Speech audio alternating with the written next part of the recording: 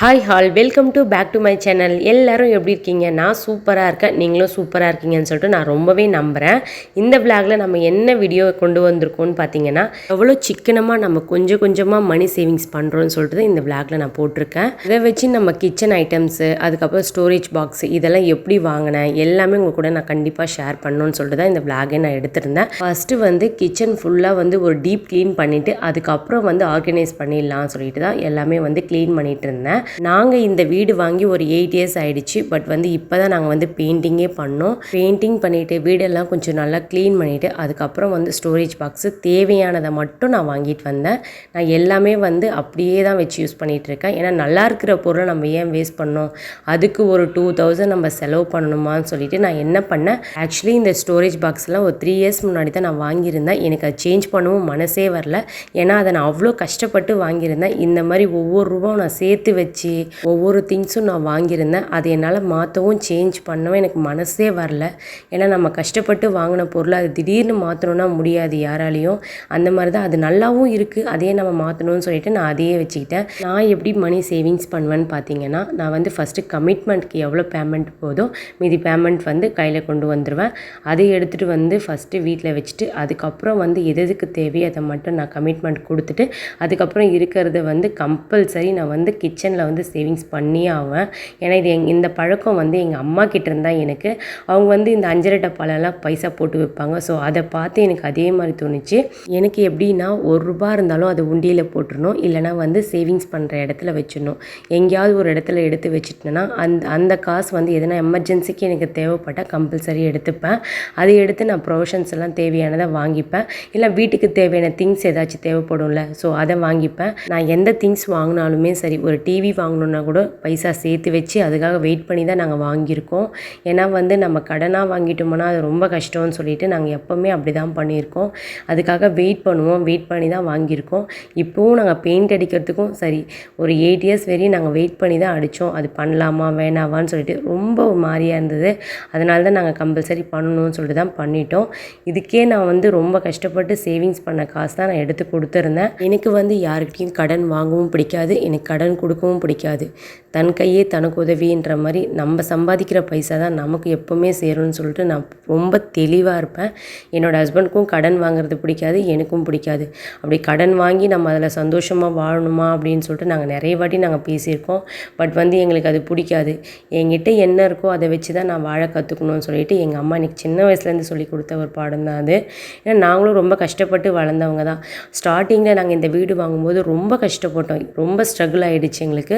அப்போ ஹஸ்பண்ட் ரேப்பிடோ போய் தான் கொஞ்சம் நாங்கள் ஃபேமிலியே கொஞ்சம் ஓரளவுக்கு போயிட்டு இருந்தது. உண்மையை சொல்லணும்னா அப்போ ஹஸ்பண்ட்க்கு ரொம்ப கம்மி சேலரி தான். ஸோ அதனால் நாங்கள் வீடு வாங்கின புதுசாக கொஞ்சம் ரொம்பவே ஸ்ட்ரகிள் ஆனதால் எங்களுக்கு ரொம்பவே ப்ராப்ளமாக இருந்தது. பட் நமக்கு யாரும் அப்போ ஹெல்ப் பண்ணுறதுக்கும் இல்லை. நாங்களும் யார்கிட்டையும் ஹெல்ப்புக்குன்னு சொல்லிட்டு போய் நின்னதும் கிடையாது. எனக்கும் பிடிக்காது, என் ஹஸ்பண்டுக்கும் பிடிக்காது. நாங்கள் வீடு வாங்கின புதுசில் கரெக்டாக கொரோனா, ஐயோ ஃபஸ்ட்டு கொரோனா செம்மையாக மாட்டிக்கணும். இன்னும் எப்படி இருக்கும்னு நீங்களே நினச்சி பாருங்கள். அப்போ அப்பப்போ லாக்டவுன் போட்டுருவாங்க. ரொம்ப கஷ்டப்பட்டோம். ஆனால் அந்த நாள்லாம் எங்களால் மறக்கவே முடியாது. அந்த 2 இயர்ஸ் நாங்கள் கஷ்டப்பட்டது லைஃப்பில் என்னாலையும் மறக்க முடியாது, என் ஹஸ்பண்டாலையும் மறக்க முடியாது. இருந்தாலும் அதெல்லாம் தாண்டி நாங்கள் இப்போ ரொம்பவே மேலே வந்துட்டோம். எதுக்காக நான் இந்த ஸ்டோரியெல்லாம் சொல்கிறேன்னு கேட்டிங்கன்னா, ஏன்னா நம்ம காசு இருக்கும்போது நமக்கு எதுவுமே தெரியாது, கஷ்டம் நஷ்டம் எதுவுமே தெரியாது. காசு இல்லாத டைமில் ரொம்ப கஷ்டப்படுவோம். அந்த டைமில் நமக்கு ஹெல்ப் பண்ணுறதுக்கு யாருமே இருக்க மாட்டாங்க. அந்த டைமில் நம்ம ஏதாச்சும் ₹1 சேர்த்து வச்சு நம்ம ஹஸ்பண்ட் கிட்ட கொடுத்தோன்னா அவங்களுக்கும் கொஞ்சம் ரொம்பவே ஹெல்ப்ஃபுல்லாக இருக்கும். அந்த மாதிரி நினச்சிதாங்க நான் ஃபஸ்ட்டு நான் என்ன பண்ணேன்னா டைலரிங் தான் போயிருந்தேன். ஆக்சுவலி ஃபஸ்ட் பேபி இருக்கும்போது அப்போ ஸ்கூல் போயிடுவான். அதனால் நான் டைலரிங் போயிருந்தேன். அதுக்கப்புறம் அம்மாவுக்கு ஆப்ரேஷன் பண்ணதால் என்னால் போக முடியல. அதுக்கப்புறம் நான் கன்சீவ் ஆகிட்டேன். என்னோடய லைஃப் இப்படி தான் போயிட்டுருக்கு. இப்போ என்னால் எங்கேயுமே நகர முடியல. எனக்கு நிறைய இன்ட்ரெஸ்ட் இருக்குது. நான் வேலைக்கு போகணும், சம்பாதிக்கணும், நம்ம சொந்த காலில் நம்ம நிற்கணும்னு சொல்லிட்டு நிறையவே நான் ட்ரை பண்ணுறேன். பட் என்னால் முடியல. ஏன்னா எனக்கு 2 பேபி இருக்கிறதால பார்த்துக்கிறதுக்கும் யாரும் இல்லை. ஸோ நம்மளால் என்னால் முடிஞ்சது என்னன்னு சொல்லிட்டு தான் நான் யோசித்து இந்த யூடியூப்பில் இறங்கினேன். இதுவும் வந்து எனக்கு உடனே கை கொடுக்கணும்னு எனக்கு தெரியாது. பட் வந்து என்னைக்காவது ஒரு நாள் நம்மளை இது தூக்கி விடாதா, நம்ம கஷ்டத்துக்கு ஒரு பலன் கிடைக்காதான்னு சொல்லிட்டு தான் நான் யோசிச்சுட்ருக்கேன்.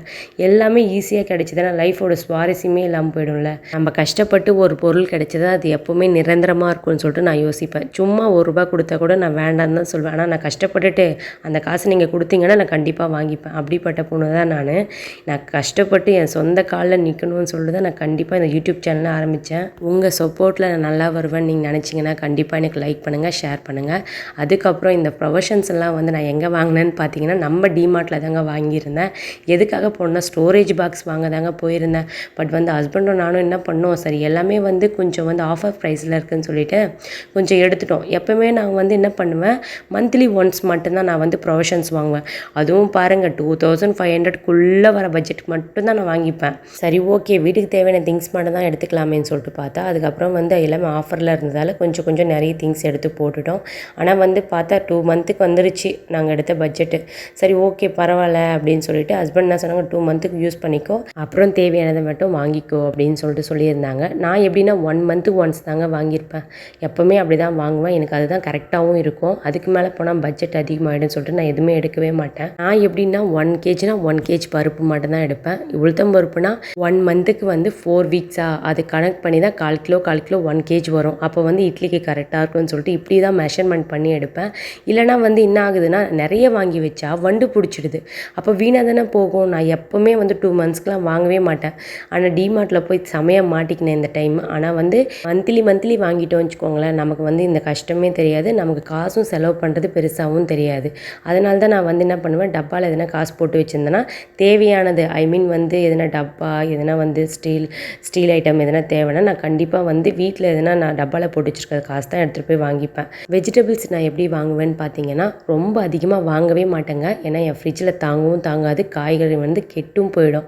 அதனால் என்ன பண்ணுவேன், 2 காய் மட்டும்தான் வாங்குவேன். ஆனால் எப்போவுமே தக்காளி வெங்காயம் மட்டும் எப்போவுமே வாங்கிப்பேன். 2 காய்னா நாளைக்கு வந்து புதன்கிழமையாக நான்வெஜ் செய்வோன்னா அப்போ வாங்க மாட்டேன். வியாழன் வெள்ளி சனி இந்த 3 நாளைக்கு தேவையான காய் மட்டும் தான் வாங்குவேன். அதுவும் கொஞ்சமாக தான் வாங்குவேன், 1/4 கிலோ தான் வாங்குவேன். ஏன்னா நமக்கு எப்போ தேவையோ நம்ம அப்போ வாங்கிக்கலாம். ஏன்னா ஹஸ்பண்ட் வந்து தினமும் வந்து ஈவினிங் வந்துடுவாங்க. அப்போ நமக்கு ஃப்ரெஷ்ஷாகவும் கிடைக்கும், நம்ம வந்து ரெகுலராக வாங்கியும் நல்லா ஃப்ரெஷ்ஷாக சாப்பிட்ற மாதிரியும் இருக்கும் குழந்தைங்களுக்கு. அதனால் நான் வந்து ஸ்டோர் பண்ணவே மாட்டேன். வெஜிடபிள்ஸை ஸ்டோர் பண்ணி சாப்பிட்லாம், பட் வந்து அது ஒரு ப்ராப்பராக இருக்கணும். பட் வந்து இப்போ நம்மளால் முடியல. அது எதனால் என்னோடய ஃப்ரிட்ஜ் வந்து கொஞ்சம் ரொம்பவே ப்ராப்ளமாக இருக்குது. அதனால் இப்போதைக்கு என்னை வந்து ஒரு 2 இயர்ஸாக வந்து நான் அப்படி தான் யூஸ் பண்ணிகிட்ருக்கேன். அதுக்கு முன்னாடி வந்து நல்லா ஃப்ரெஷ்ஷாக ஸ்டோர் பண்ணி தான் நான் யூஸ் பண்ணிகிட்டு இருந்தேன். அப்போ வந்து வெஜிடபிள்ஸ் நல்லா இருந்தது. பட் வந்து இப்போ குழந்தைங்களுக்கு நான் சாப்பாடு கொடுத்து அனுப்புறதால என்ன பண்ணுறேன்னா அப்பப்போ வாங்கி அப்பப்போ செஞ்சு கொடுத்து அனுப்பிச்சிட்றேன். நம்ம மணி சேவிங்ஸ் பண்ணும்போது நம்ம ஏம் வந்து ரொம்ப பெருசாக இருக்கணும். பெருசானா எல்லாருமே சொல்கிறாங்க, நான் நகை வாங்கணும், இவ்வளோ வாங்கணும், அவ்வளோ வாங்கணும், இத்தனை பவுன் வாங்கணும் அப்படின்னு நிறைய பேர் சொல்கிறாங்க. பட் வந்து எனக்கு அந்த மாதிரி ஐடியா எதுவுமே கிடையாது. நமக்கு தேவையானது நம்ம அத்தியாவசியத்துக்கு தேவையான பொருள் வாங்கினா மட்டும் போதும்னு நான் நினைக்கிறேன்.